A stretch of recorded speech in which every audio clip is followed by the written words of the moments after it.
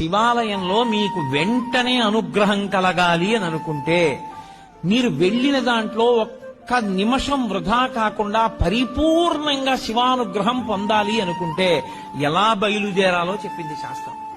త్రిపుండ్రములను ధరించి బొట్టు పెట్టుకుని పంచ కట్టుకుని ఉత్తరీయాన్ని తీసి నడుముకి బిగించుకుని మీద ఉత్తరీయం వేసుకోకుండా శివాలయం బయటే చెప్పులు విడిచిపెట్టి కాళ్లు కడుక్కుని కుడికాలు ముందు పెట్టి లోపలికి వెళ్లి మొట్టమొదట రాజగోపురాన్ని చూసి తర్వాత శివాలయ గోపురాన్ని చూసి అప్పుడు మీరు శివాలయం దగ్గరికి వెళ్లి నంది దగ్గర మాత్రమే మీరు ప్రదక్షిణాన్ని ప్రారంభం చేయవలసి ఉంటుంది.